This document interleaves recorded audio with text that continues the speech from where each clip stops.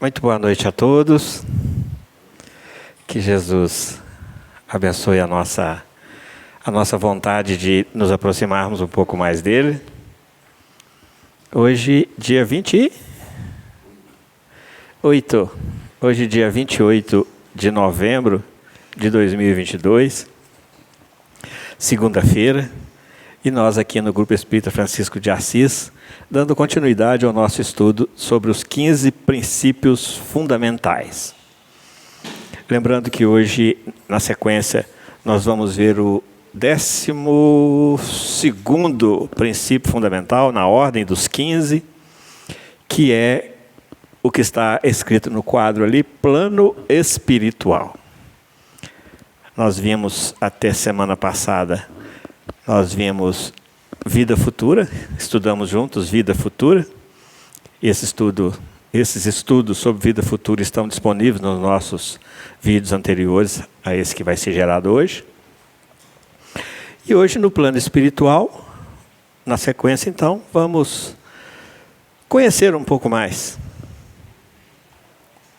o plano espiritual. Mas antes, vamos fazer a nossa prece, para que a gente se harmonize. Deus de amor e de bondade, Pai da vida, gratidão, ó Pai, pela vida que o Senhor nos deu, pela imortalidade que o Senhor conferiu a cada um de nós. Dai-nos sabedoria, Pai, para aproveitarmos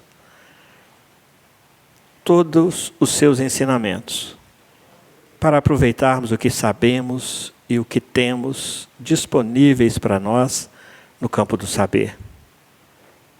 Dai-nos força, dai-nos coragem, dai-nos sabedoria, dai-nos discernimento, para podermos, pouco a pouco, Senhor, aprendermos a renunciarmos a nós mesmos, equalizando os nossos valores com a Tua lei, com as Tuas leis, Pai.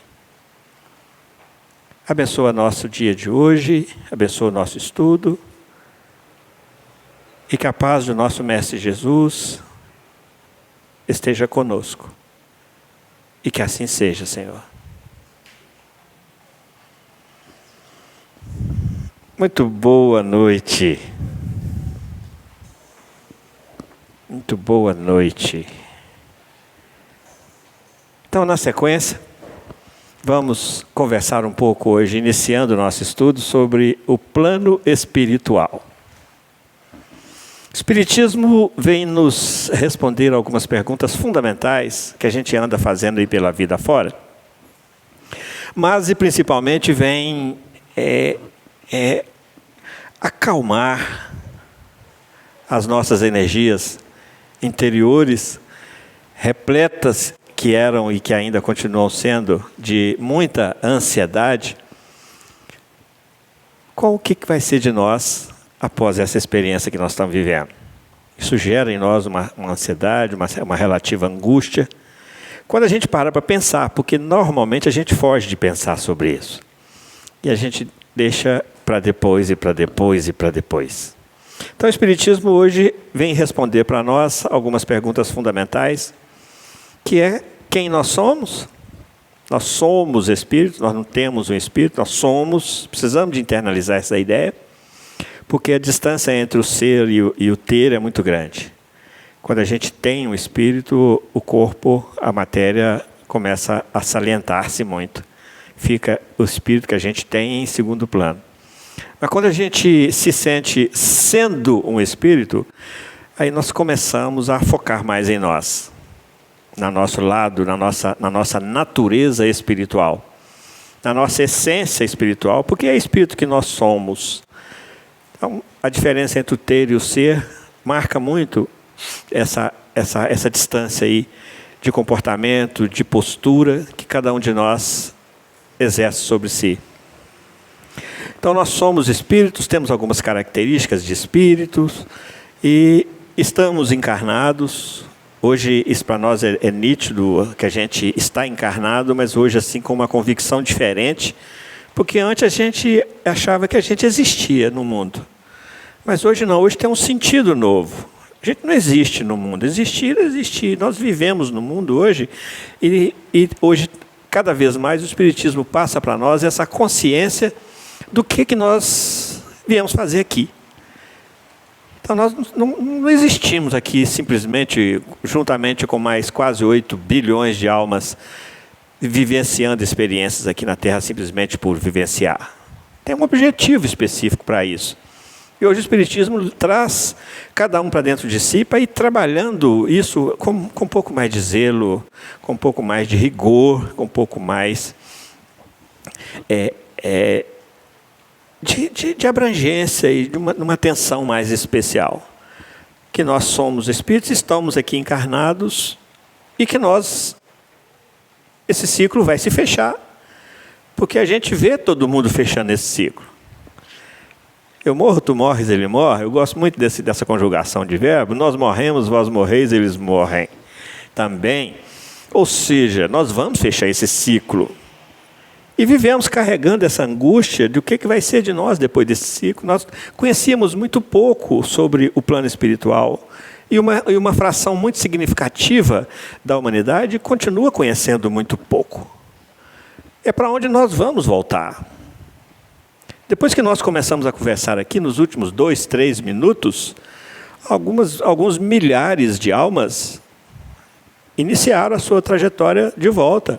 Nesses últimos 3 minutos, nesse mundo de, meu Deus, de quase 8 bilhões de almas. E a gente não para pensar sobre isso. E nesse processo de volta, como é que a gente chega do lado de lá? O Espiritismo hoje vem responder muito isso para nós. Quem nós somos, de onde nós viemos de lá. Nós trazemos impressões de lá. Mas durante os tempos aí que nós andamos vivendo, sem ter muito acesso a essa memória, nós andamos criando quase que fantasias mesmo, que serviram de freios para nós, na nossa evolução, céu, inferno, purgatório, que é uma visão deturpada do ser humano sobre o plano espiritual. Então nós constituímos esses lugares para servir de freio para nós, no plano espiritual. Mas hoje a razão, a lógica, o bom senso, o discernimento vem nos dizendo que há uma incongruência nesse céu, nesse inferno, nesse purgatório. E que a gente precisa de lançar um olhar diferente sobre o plano espiritual, sobre para onde nós iremos. E o que verdadeiramente irá nos orientar nesse processo de volta. E o que verdadeiramente contará na hora que chegarmos lá. Aí nós vamos começar a entender o que Jesus vem dizer para nós. Não ajunteis tesouro na terra, mas ajunteis tesouro no céu. Que lá é a nossa moeda de troca. Tesouros do céu. Porque os tesouros da terra ficam todos por aqui e caem na lei de Lavoisier.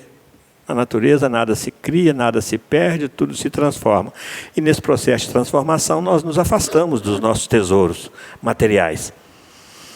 Levamos a nossa bagagem de espírito, nosso embornal espiritual, nós levamos exatamente os tesouros espirituais. Os tesouros do céu que Jesus se refere.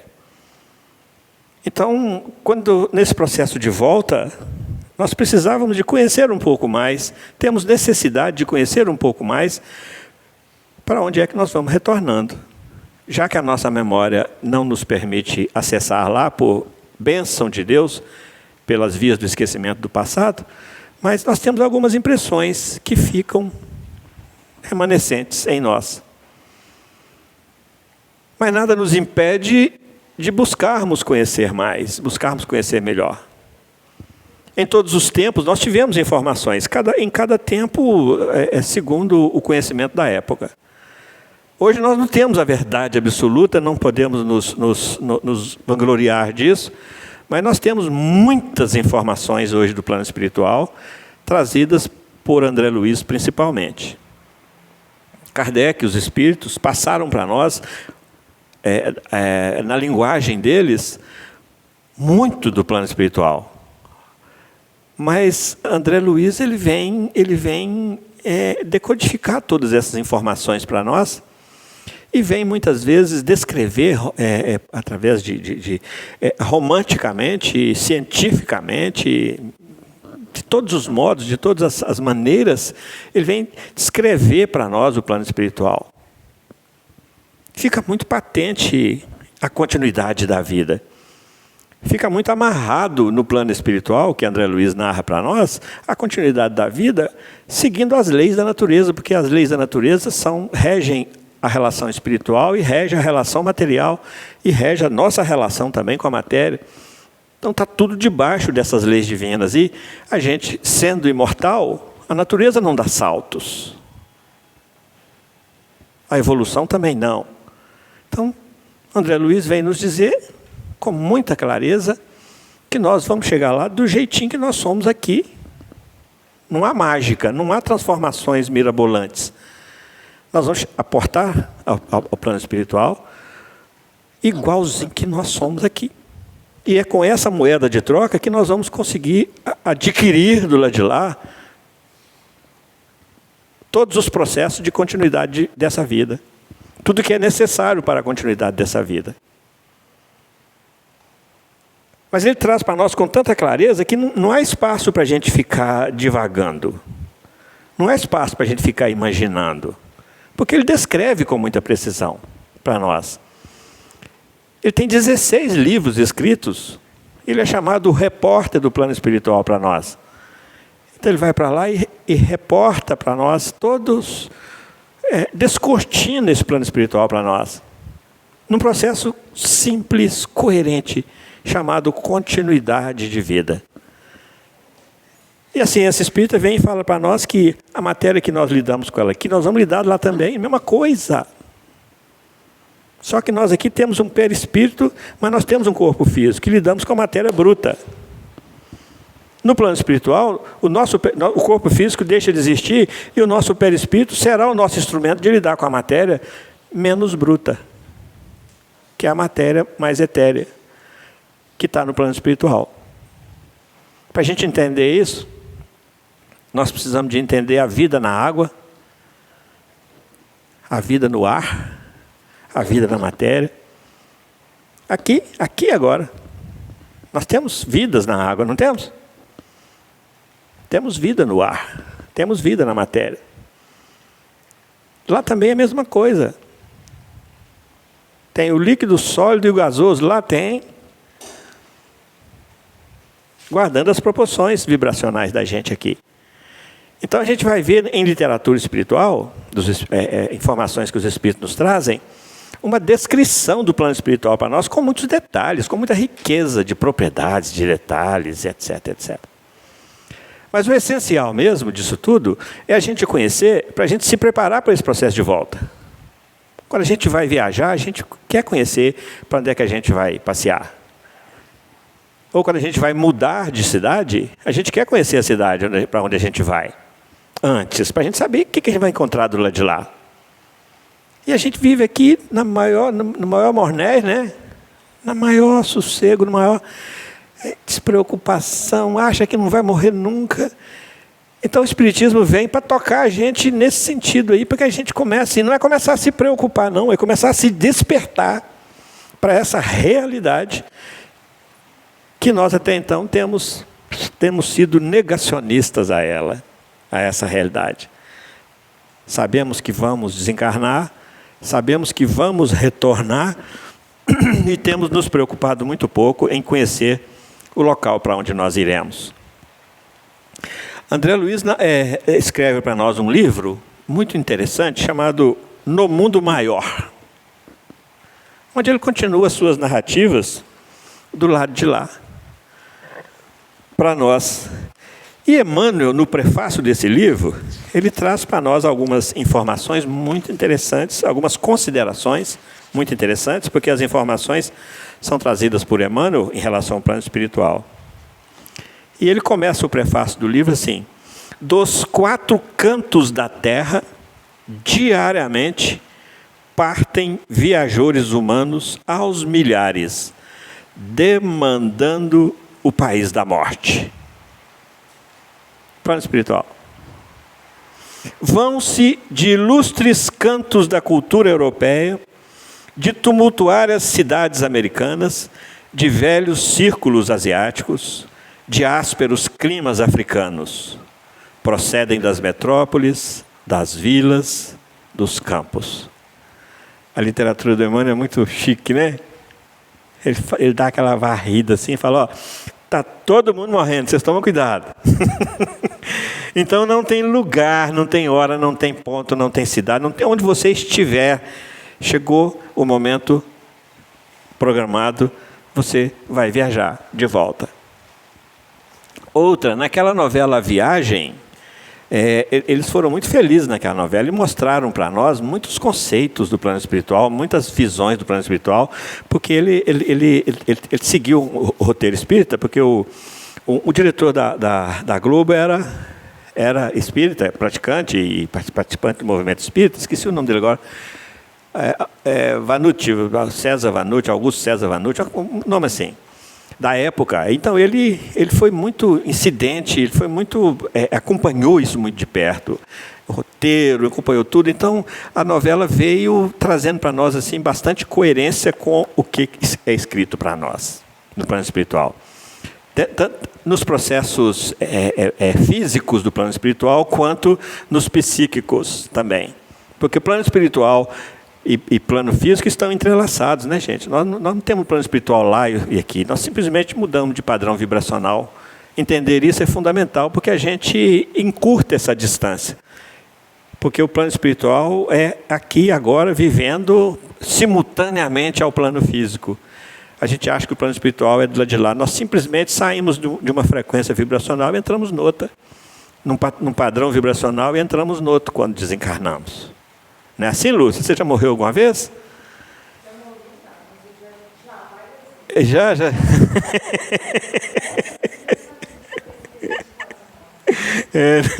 Mas desencarnar, você já desencarnou muito, você tem certeza disso, né? Então, e aí quando a gente vai tomando consciência disso, a gente vai perdendo esse medo desse momento, porque ele fala, eu já fiz isso tantas vezes, né? Então não tem que ficar com medo disso, não é assim, gente? Ou não, ou ainda tem medo de morrer?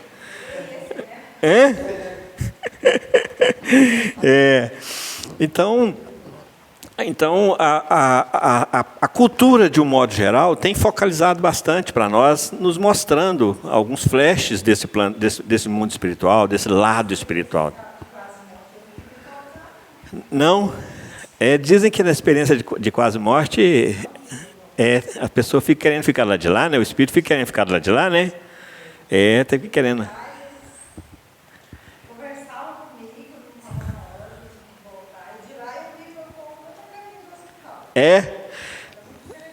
Pois é. Quem narra, lembra e traz essa lembrança e narra das experiências de quase morte, são relatos muito ricos para passar informações para a gente de como é esse padrão vibracional do lado de lá, de como é essa experiência.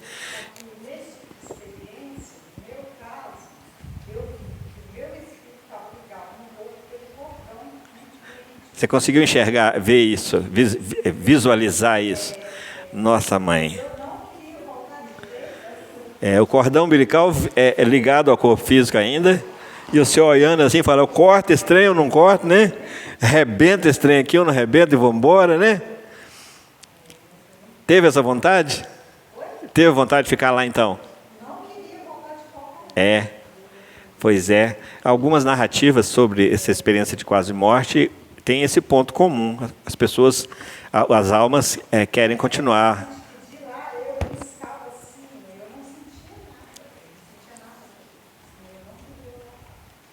Pois é, você beliscava no perispírito, né? Eu beliscava porque as pessoas, lá no evento espiritual, eles falam que eu não podia ficar. Conversavam comigo várias coisas. Estava na hora, né?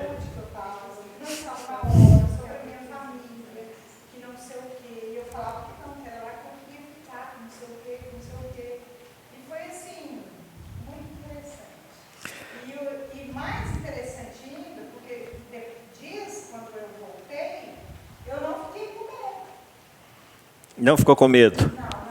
Legal. Legal. Essas narrativas enriquecem muito essa nossa visão do plano espiritual. E esse fato da gente não querer voltar para cá, é porque, gente, aqui nós estamos presos no corpo, né? Então, de repente, você solta um passarinho da gaiola, você acha que vai querer voltar para a gaiola assim, de livre espontânea vontade? A não ser seguindo o vício.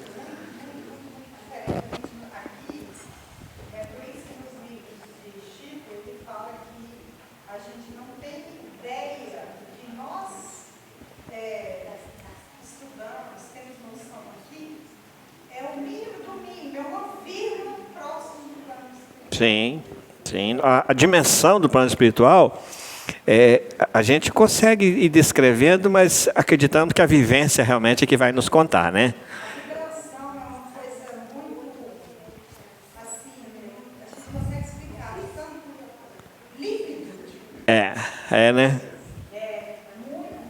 Né? Bacana. Então, muitos estão chegando do lado de lá, nesse momento. Nesse exato momento, segundo essa narrativa de Emmanuel, esse alerta de Emmanuel, nesse exato momento, muitos estão aportando do lado de lá. E aí, como é que cada um chega do lado de lá? Emmanuel vem trabalhando exatamente isso. Aí é que faz a diferença. Porque ele escreve para nós assim: raros desses que estão chegando lá de lá, raros viveram nos montes da sublimação, vinculados aos deveres nobilitantes. A maioria constitui-se de menores de espírito. Essa expressão, menores de espírito. Em luta pela outorga de títulos que lhes exaltem a personalidade. Não chegaram a ser homens completos. Olha essa expressão. Não chegaram a ser homens completos. Ele está falando aqui, está menosprezando? Não, ele está só falando assim, não chegaram, não conseguiram ainda se desvincularem da animalidade, que é o reino evolutivo anterior ao do hominal. Homens completos, nós vamos chegando a ser homens completos na medida em que nós realmente vamos assimilando e incorporando ao nosso padrão espiritual os valores espirituais. Porque até então, enquanto nós estivermos vivendo na natureza animal, em todos os campos da vida,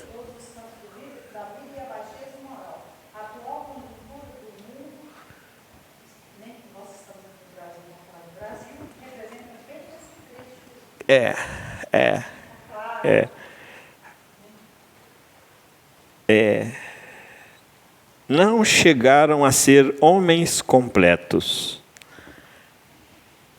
Entendemos isso? Que ainda trazemos em nós muito de animalidade. É por isso que na questão 605 do Livro dos Espíritos, que gera aquele gráfico de evolução que nós costumamos utilizar aqui, o Kardec pergunta para os espíritos: o homem às vezes tem atitude de homens e às vezes tem atitude de bicho. E aí Kardec pergunta: acaso o homem teria duas almas? E os espíritos respondem: não, na verdade ele tem duas naturezas. Uma natureza espiritual, inerente ao espírito que ele é, e outra natureza material, inerente ao corpo que ele ainda está utilizando. A matéria que ainda traz em si. É isso que Emmanuel está falando aqui. Não chegamos ainda a ser homens completos, porque ainda trazemos em nós muita animalidade, muita materialidade. Entramos no reino hominal, mas ainda não nos assumimos completamente como hominais. Ainda trazemos em nós muita de animalidade, repetindo isso. Não chegaram a ser homens completos. Atravessaram a mare magnum da humanidade em contínua experimentação.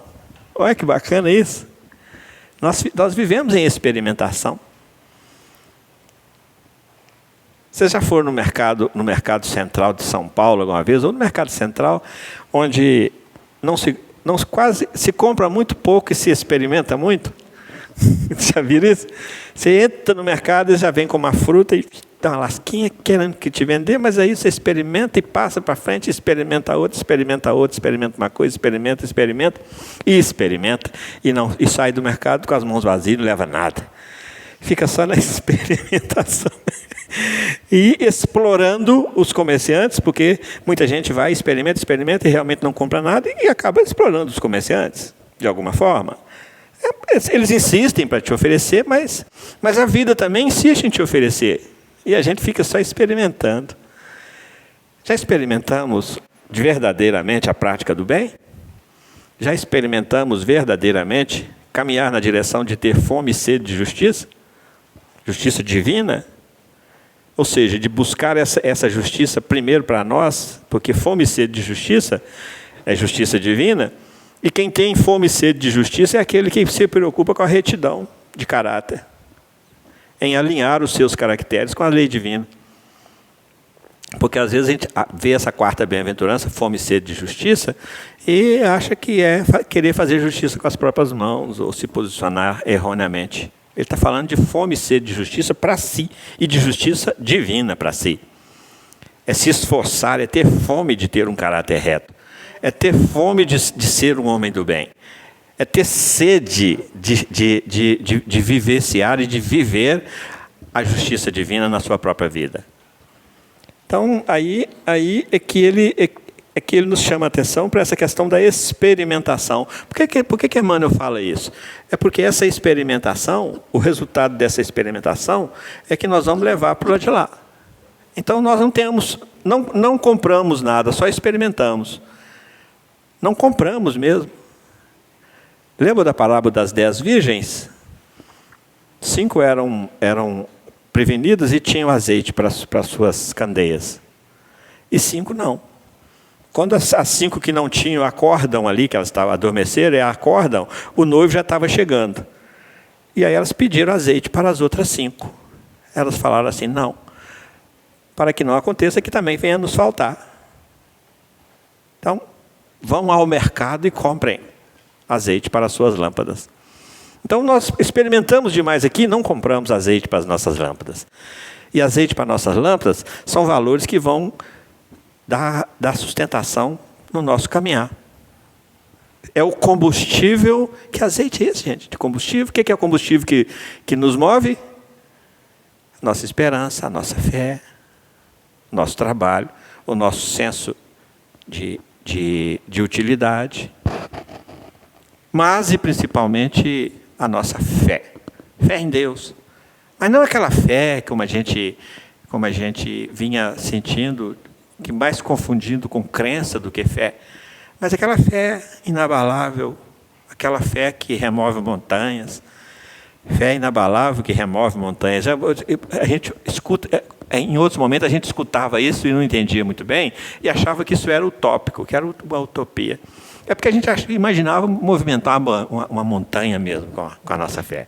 É a montanha das dificuldades que nós trazemos em nós. E essas dificuldades é que nos retêm na retaguarda da evolução e que vão determinar a forma como nós lidamos com essas dificuldades, vão determinar os nossos caminhos do lado de lá. O azeite que nós estamos ajuntando aqui para as nossas lâmpadas é que vão garantir a iluminação do nosso caminho do lado de lá. Iluminação pelos campos da inteligência e do coração. Como é que vai ser do lado de lá? Claro ou escuro? Compreensível? Inteligível? Ou não? Como é que vai ser? A gente fica se especulando assim. Isso gera em nós uma certa insegurança ao retornar ao plano espiritual. Porque nós sabemos que nós vamos e não sabemos o que nós vamos encontrar lá. Então hoje o Espiritismo chega para nós e fala assim, olha, é o azeite que você ia juntar aqui, que vai garantir a sua luz lá de lá. E vem e fala para nós assim, cada um é o seu próprio farol. Não dá para a gente dar a luz para o outro, dá para a gente dar uma iluminada no caminho do outro, para ele caminhar. Mas cada um, isso é luz pessoal e intransferível, cada um é que tem que ir construindo, que tem que ir comprando esse azeite no mercado da vida. Então, é sairmos da experimentação, que a gente às vezes fica experimentando viver. E verdadeiramente descobrir o sentido da vida, porque é com esse sentido de vida que a vida vai continuar do lado de lá. Nós estamos falando de vida futura, de novo, retornando aos nossos vídeos anteriores. É com esse sentido de vida, com essa clareza iluminada pela candeia do nosso azeite, é que nós vamos iluminar o nosso caminho, iluminar o nosso estar do lado de lá. Está muito subjetivo isso, gente, ou está dando para enxergar bem? Está tranquilo isso? A imagem é exatamente para tirar da subjetividade. Então, quando a gente começa a enxergar o plano espiritual dessa forma, os medos vão sendo retrabalhados. Sutilmente a gente vai se desfazendo de cargas patrocinadas pelo medo, pelos temores, pelo fruto do desconhecimento, fruto da insegurança, por causa que a gente tem consciência do nosso bem ou mal proceder, e nós sabemos que essa é a moeda de troca que nós temos do lado de lá. Então, para a gente ir já se acostumando com isso e cada vez mais perscrutando o plano espiritual. Não é olhar assim mais ou menos, não é perscrutar mesmo. Como? Buscando compreender o máximo possível de como ele é, pelas descrições que nós temos recebido de lá, porque isso não aconteceu em momento nenhum de nós termos um repórter do lado de lá, não. A desinformação acontece exatamente porque não tinha informações mesmo tão precisas para nós. O desconhecimento é falta de informação. E hoje, se a gente pegar, por exemplo, a parábola de Lázaro e o rico, fala para nós exatamente dessa impossibilidade que existia nesse campo de compreensão antigamente, dessa comunicação entre os dois planos, ou dessa relação de vida entre os dois planos. A parábola de Lázaro e rico fala para nós sobre isso. Só que hoje, essa parábola, nós podemos interpretá-la de outro modo. Quando a gente verdadeiramente quer, e não manda ninguém fazer isso para nós, e nós mesmos fazemos, nós conseguimos ir adquirindo olhos de ver, ouvidos de ouvir o plano espiritual, olhos de ver, inteligência para poder fazer as leituras e com o máximo de propriedade possível. Então, o que nós precisamos é de acordar para essa necessidade de começarmos a nos interessar mais pelo plano espiritual, porque nós vamos voltar para lá. Nós vamos mudar para lá. Nós não vamos ficar morando aqui direto, nós vamos mudar para lá. E é aconselhável que a gente comece a conhecer a cidade para onde a gente vai mudar nessa vida, né? É aconselhável. A gente chega lá, não ter surpresa, vamos lá conhecer primeiro. E aqui, já que a gente, quando vai lá conhecer os registros psíquicos de memória nosso, ficam comprometidos, porque eu vi uma expressão numa obra, agora não estou me recordando, mas eu gostei muito disso, é porque o nosso cérebro não dá conta de gravar e de captar e registrar simultaneamente o que está acontecendo entre os dois planos. Eu achei isso interessante, preciso conversar e pesquisar mais sobre isso. Por isso que a gente não traz lembranças muito profundas. Então, nós precisamos de potencializar o que temos, aproveitar o que temos, interessar pelo que temos, que é essa vasta literatura de espíritos amigos que estão do lado de lá, nos informando do lado de cá, fazendo uma nova versão sobre a parábola de Lázaro e o rico. São outros tempos. São outros tempos. Nós vamos dar uma paradinha, para a gente ajustar aqui o aparelho. Daqui a pouco nós voltamos, rapidinho. Como diz o professor Raimundo, vapt-vupt, né? Daqui a pouquinho nós estamos aqui de volta. Até já.